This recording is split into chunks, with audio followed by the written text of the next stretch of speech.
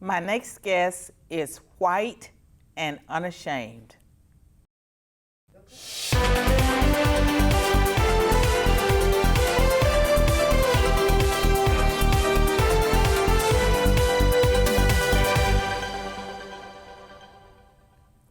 Welcome to another episode of Conversations. This is the show where we can talk about anything and everything. There's no political correctness here. My next guest is Jeremy Slayden. Jeremy is a former professional athlete. He has worked with people of all races and ethnicities, and he's someone who became quite alarmed about the organization Black Lives Matter. So join me in welcoming Jeremy Slayden to the Conversations. Jeremy, thank you for being on the show. Thanks for having me, Dr. Swain. Now, was it okay to say that you're white and unashamed? It's perfectly fine. Okay. I hope I'm unashamed about my skin color. Well, I mean, there are lots of people now that would say that if you're white, you know, you have all this white privilege, you are an oppressor, you are male, and so that makes you guilty of a lot of things according to critical theory. And so you have critical race theory that says that you and your ancestors are responsible for the oppression of other groups, and you are male, and you're responsible for the oppression of women. Yeah, it's unfortunate, but you know, we should never feel guilty or ashamed of things that we personally didn't do. I think, you know, the atomic measure of justice or a person's morals, moral capacity, it comes down to the man or the woman themselves, what they did or did not do with their own lives. And you know, Dr. Swain, you had a large impact on me. The first time that I ever heard the term critical race theory was probably in May of last year, tuning into one of your interviews, and you spoke on what critical race theory is and how the trickle-down effect could affect everyone. And it was the first time I aligned that theory also with cultural Marxism. Right. And the more that I've studied cultural Marxism and learned from leaders like yourself, I begin to see how true it is. Well, let me tell you something, Jeremy. Like, it was probably 7 years ago when I really focused on Marxism and the connection between that and critical race theory. And at that time, you know, you could search and you would find articles about cultural Marxism. If you were to do a Google search today, you get all of these articles that says that cultural Marxism was invented by right-wing people and that it's anti-Semitic and that it doesn't exist. Can you believe that? That they have just totally, when it comes to fact-checking and Wikipedia, they have totally just erased things that have been out there like forever. And if you don't know any better, well, if you don't know any better and you don't know how to get information, you're going to be totally deceived. Very true. I mean, it seems the unfortunate thing is the arbiters of information at the highest level that are pulling all these levers. For the average person, you know, they Google search something like what you're Right. talking about, and they don't find the truth. And we see actively sort of a destruction of our history. But in terms of the critical race theory, yes, I mean, we know about the Frankfurt School and how that they were teaching these ideas of we've got to infiltrate all these different pillars of society. And we're seeing that happen. We're seeing it happen in education, celebrity culture, government structures, and it seems like all the Jenga pieces that have to be pulled, there's one left, and that's the Christian faith. No, but they've already infiltrated the churches, and I think you've done an excellent job. I give you an A for getting yourself up to speed. When you were in school, did you ever read George Orwell's 1984?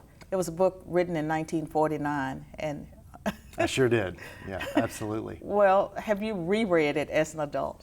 I have not reread it as an adult. I should. My wife is actually reading it right now. Well, the thing about it is that we are living through an Orwellian period in American history, and this erasing history and what Google is doing and Wikipedia, and I understand there will be a conservative alternative to Wikipedia, but totally just erasing information and making it harder for people to get truth. And I want to say one other thing. Sure. This is conversation, so I get to talk.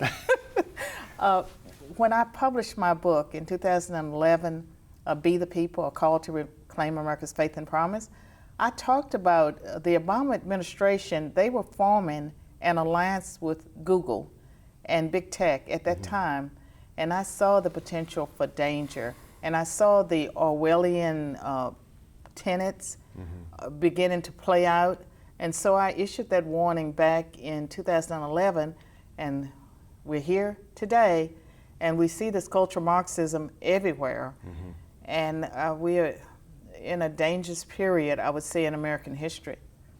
I would agree with that. You know, for a guy like me, you know, I was a baseball player, and then at the end of that, I became a roofing salesman. Who did you play for? I was in the Philadelphia Phillies organization for 7 years. What was that like, being a professional ball player? It was in terms of pursuing my dreams, and this, you know, I was single at the time and traveling the country and experiencing so much. It was the time of my life. I loved it. I wouldn't trade those experiences for the world. Was your wife a former groupie? No, not at all. Not at all. Actually, I did meet her during my last baseball season, but she had never dated a baseball player, never pursued a baseball player. There was just a team that had a spring training in her hometown. Right. So I happened to meet her at a Chili's restaurant. She was a server, and we hit it off, and you know, the rest is history. So you asked her for a number, and she just gave it to you? It took a little time. I think it was the second. Just I went mail, back. right. I met her. Okay. And we had a great conversation. It was fun. I was pretty bold. I got to say that I was pretty bold back then. And but I didn't ask her. I don't think that time. It was the next time I came in. I said, you know, when are we going to go out on a date? And it happened. Well, I'm glad that it happened, and there was a happy ending to it. It sure was, but I didn't answer your question at all, but hopefully that works. Well, I mean, that's where my mind goes all over the place. So being a professional baseball player or an athlete, you played with people from different races and ethnicities. I did. Yeah, I would say on a couple of my teams, I might have even been the minority. The Phillies, especially, were very good at you know, kind of a global look at, in all of the globe, who are the best baseball players out there. So we had a big Asian community in the Phillies locker room, Australian. I didn't know Asians were good with playing baseball. The Japanese are very good at baseball, and there's a very, very strong baseball culture over there as well. Well, that's very interesting. Yeah. I mean, I don't watch sports that much, so I'm not paying attention to the various ethnicities of people that are playing.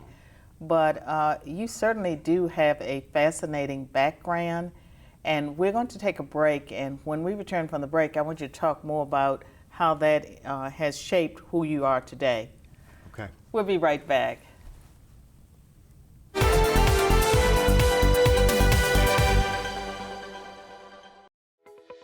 Conversations with Dr. Carol Swain is made possible by Cooper Steel, a family-owned business that provides the steel fabrications for some of the greatest buildings across the United States. 60 years ago, Kenneth and Faye Cooper founded their company in Shelbyville, Tennessee. Cooper Steel believes in sponsoring Carol Swain because we believe, as she does, you build strong, you stand strong. What started as a vision and now a nationally recognized and operated company that remains true to its founders' Judeo-Christian values and principles. Cooper Steel is committed to excellence, responsibility, and community. Cooper Steel's motto is, build strong, stand strong. They treat their employees and customers like family. Thank you to Cooper Steel for standing strong with Conversations with Dr. Carol Swain. Learn more about our generous sponsor at coopersteel.com.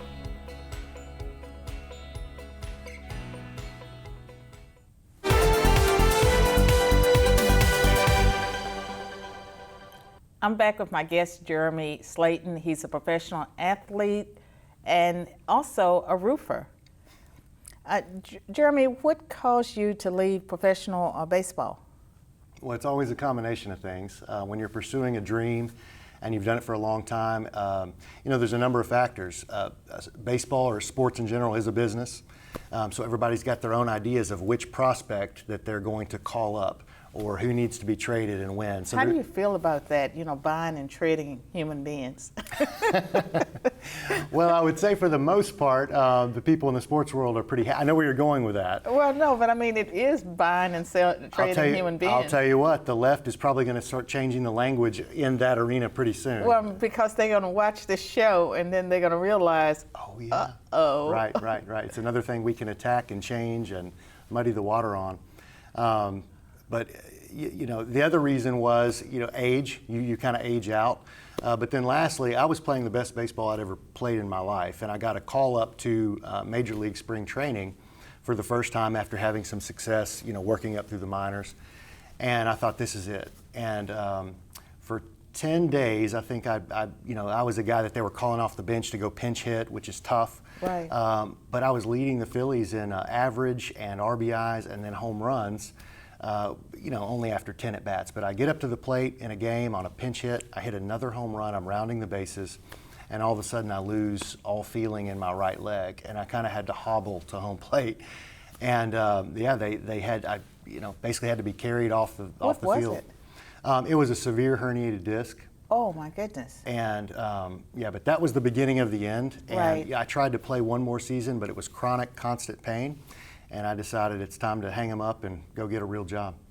Now, I know some things about you, and I tend to be interested in people's spiritual journeys. Are you a person of faith? And so was that a challenge to your faith when that happened? If you were a person of faith, if Sure. not. Yes, no, I am. Any really tough hardship does one of two things. It always challenges your faith, but your faith can either grow from it or it can suffer for it, depending on your attitude and whether you lean into your faith, lean into the Lord during those times. And initially, Carol, Dr. Swain, I'm sorry. No, you can call me Carol. Okay, thank you. Well, initially, it had a great effect on my faith because all of those false idols, the identity that I had made out of baseball, and that it's difficult not to. It's the only thing people from my hometown or my church, they would ask, how's baseball going? Are you going to make it to the big leagues this year? Right. And then you lose that in a moment. So you lost your identity. To a degree, yes. Yeah, I understand. And that originally was a good thing because it's like, well, where do I go from here? What do I do? It wasn't a good thing. It must have been really suffering because I know that when I left academia, my identity was being a professor, and not being a professor anymore hurt. It did hurt. There's no doubt. But initially, I made a lot of good choices. I knew it was going to be difficult, but I went ahead and took a job that took a lot of energy and effort that maybe I didn't have, but I pushed myself in that area. I went back to my good friends who are faithful believers and could kind of rally around me in that time. And for, I would say, a year and a half, I was actually in a pretty good place. Now, we don't have to go there today, but I eventually shifted away from that. Right. And walked down kind of a dark road for a while. But that's human nature, and you go through those dark periods, and then you come out on the other side better. That's right, yeah.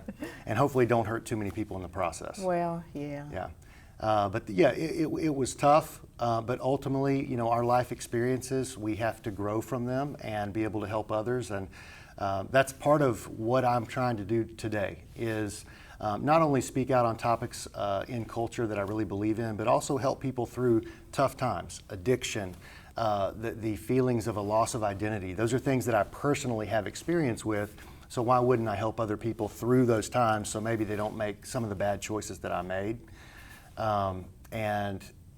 So do you, when you, I'm going to use the word ministering, when you're helping people that are struggling, that something is happening, they're losing their identity, is it mostly people in the sports arena?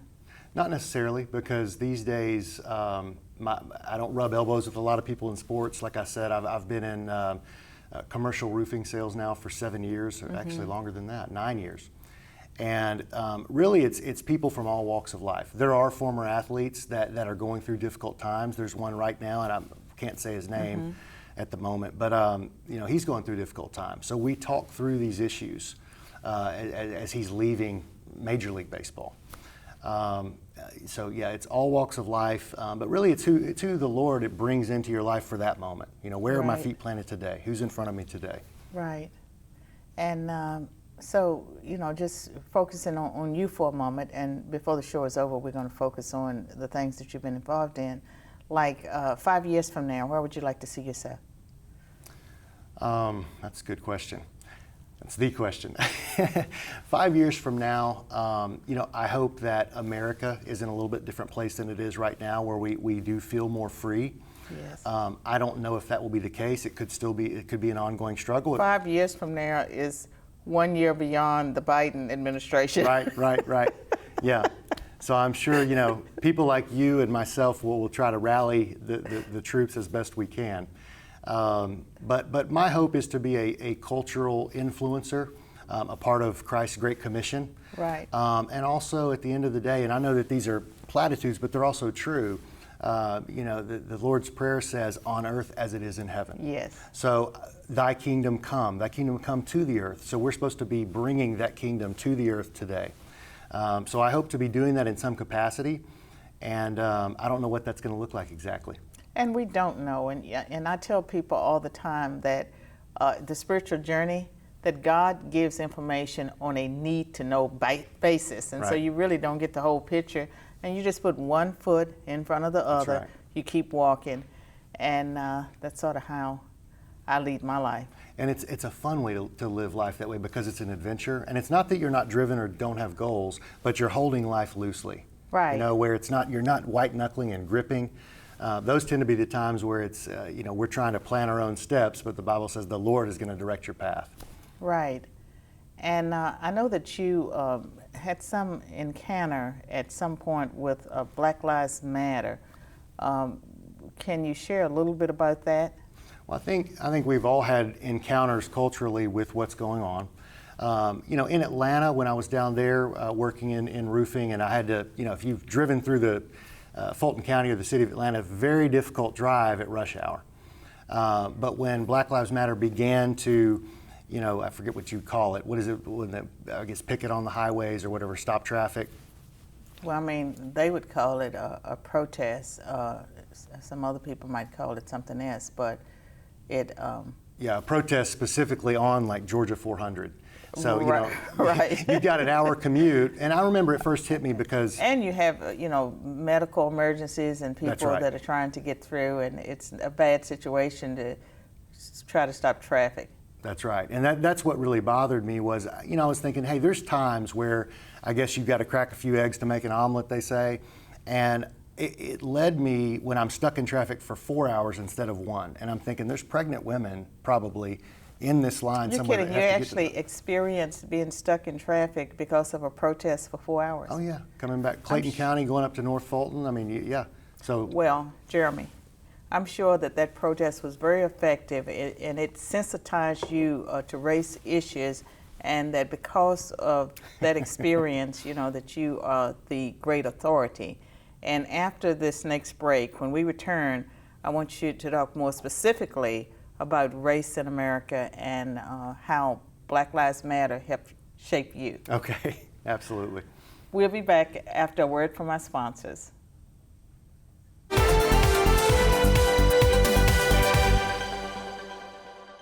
Dr. Carol Swain's Be the People, a call to reclaim America's faith and promise, newly released in paperback and audio with a new introduction, is a challenge to all Americans. If you are serious about being the best citizen you can be, this is the book for you. From addressing moral relativism to reclaiming the future, you'll understand why Dr. Swain is one of the most relevant voices in today's culture war. Are you ready to reclaim America's faith and promise? Purchase at bethepeoplenews.com/books or wherever books are sold.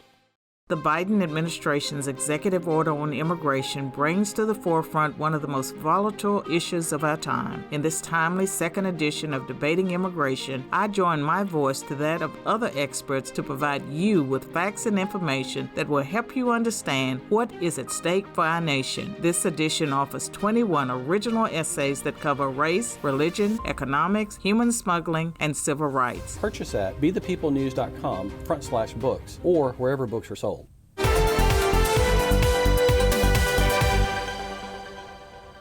I'm back with my guest, Jeremy Slayden, and he's an all-around American. So, Jeremy, before break, we were talking a little bit about Black Lives Matter and race and being stuck in traffic for 4 hours. How did that make you feel? That's one question. And then I'd like to talk more broadly about race, because when the Right. show opened, I said, you were white and unashamed. Well, no one should be ashamed of that. We don't control our race or our nationality or all of these things. And so it would be un-American to stigmatize people because of the color of their skin or Any other thing that can't help, right? right, immutable characteristics. That's right. Yeah. Yeah. So, I would say that was the beginning of a journey. But the first thing, as a Christian, we're called to compassion, right? So I want to have compassion. And I do see economic disparities. I talked about I'm leaving Clayton County. That's known as a poorer black community for the most part. I want to hear about the Jeremy that finally got out of that 4-hour traffic jam. How did you feel when you got to your destination? Wasn't happy about it, because you get home at 8 o'clock instead of 5 o'clock, and you've got to. So what I would do Did the immediately. police move them, or they just decided that they would let traffic through at some point? You're so far away.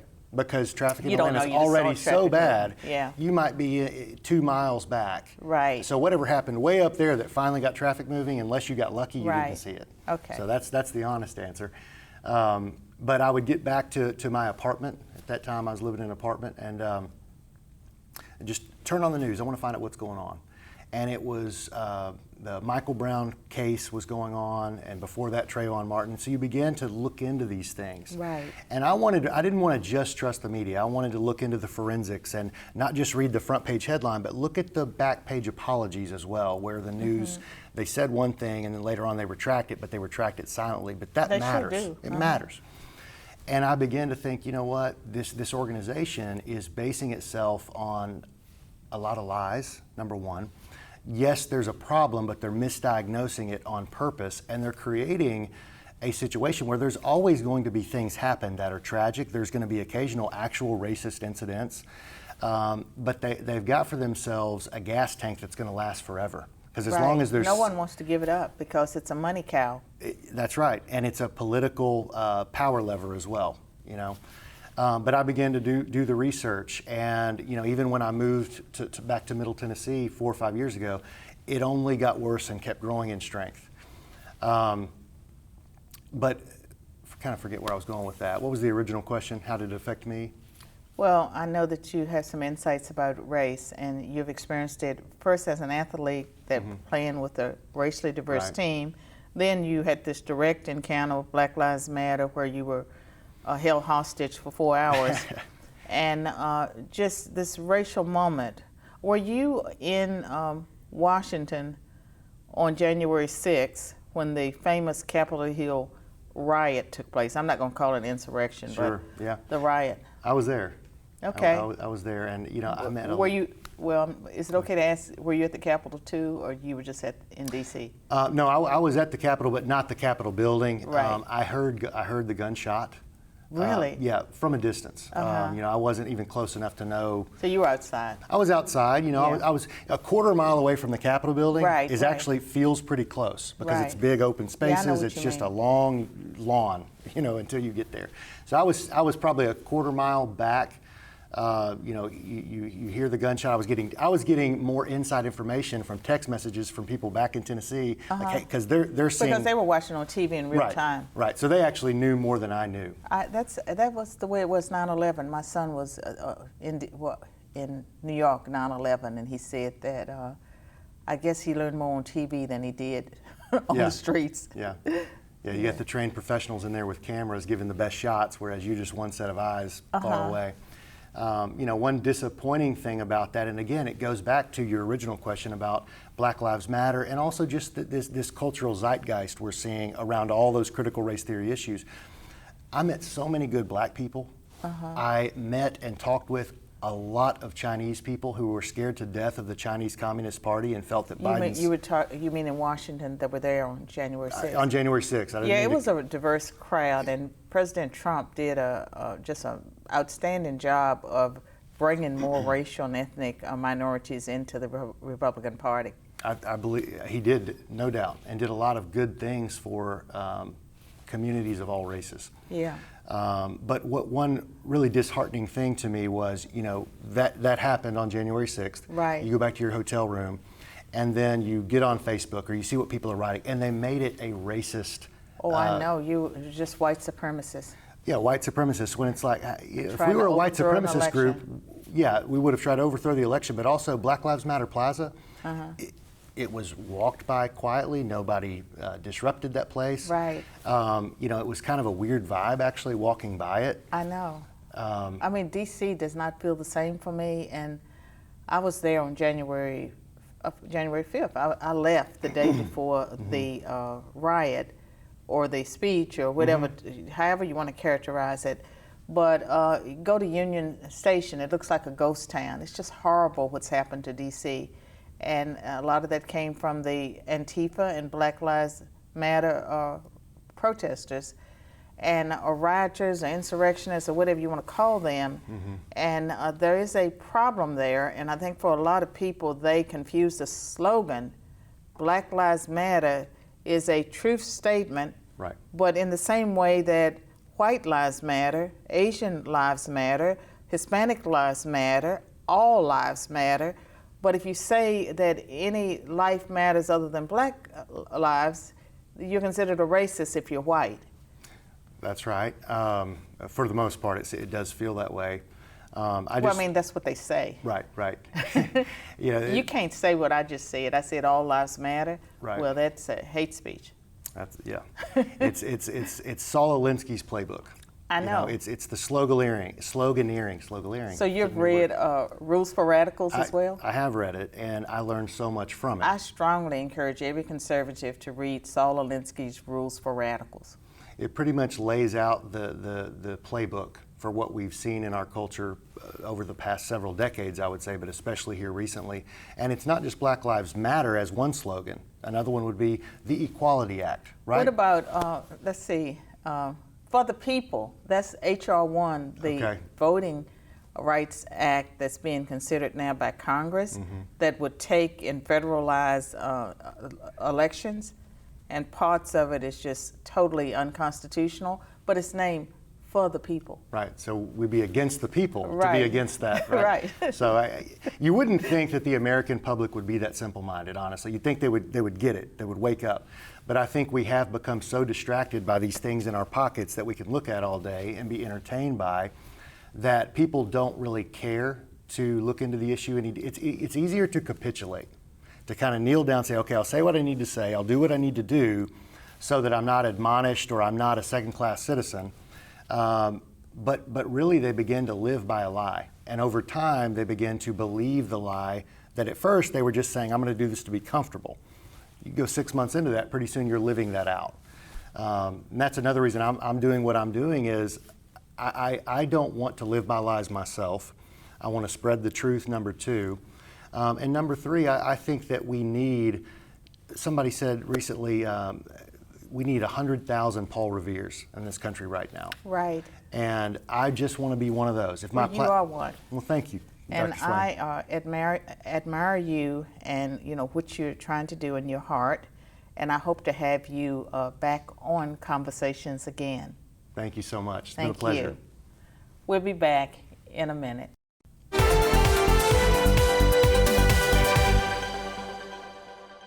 For those of you who would like to know what exactly our children are facing in their education system, this is a must-read book. It will equip you and prepare you to make decisions about your child's health, about your child's education. So I want to encourage every one of you to grab a copy of Dr. Swain's book and join with me and Carol on the front lines in this critical time to eradicate the liberal abduction of our children.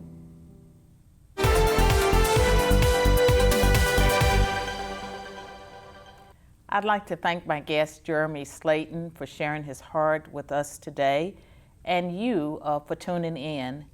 This topic of race relations and America and how we're going to move forward is important for all of us to ponder.